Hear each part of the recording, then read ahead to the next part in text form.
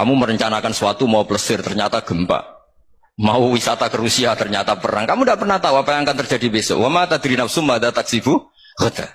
Tapi anda semua kita ini sering punya jadwal permanen. Makanya saya kalau diundang siapa saja, isane takdir.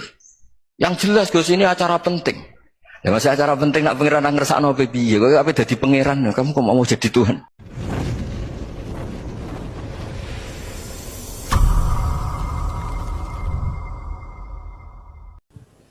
Assalamualaikum warahmatullahi wabarakatuh. Bismillahirrahmanirrahim. Wa salli wa sallim wa barik ala sayyidina Maulana Muhammadin wa ala alihi wa sahbihi asma'in, nama ba'du. Orang yang punya akal karena sadar ini wilayah Allah, semua milik Tuhan, itu dia tiap hari berpikir besok Allah akan melakukan apa terhadap dunia ini. Kalau dalam kitab hikam itu disebut al-aqil mayakul madza yaf'alu Allahu bi wal ghafil mayakul madza af'al. Kamu merencanakan suatu mau plesir ternyata gempa.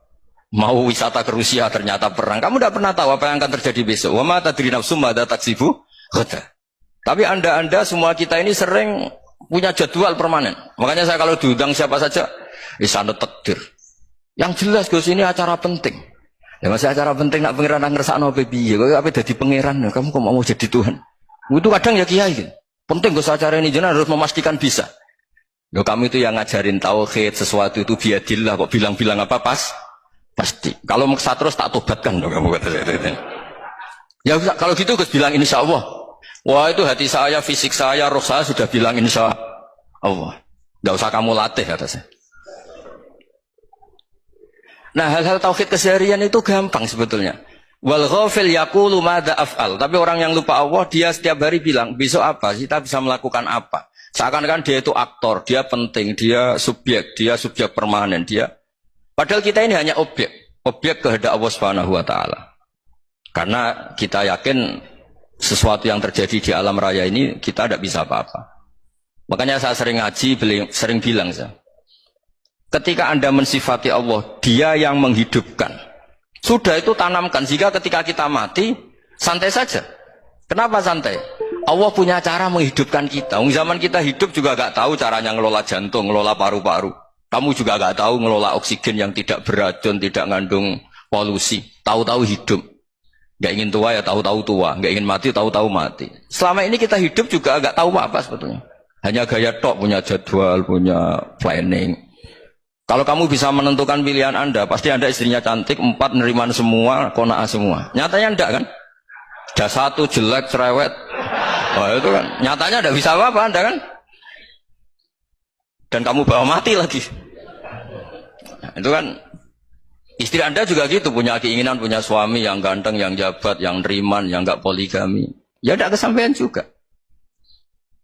Kalau kita ngitung tingkat kegagalan kita itu gagal terus.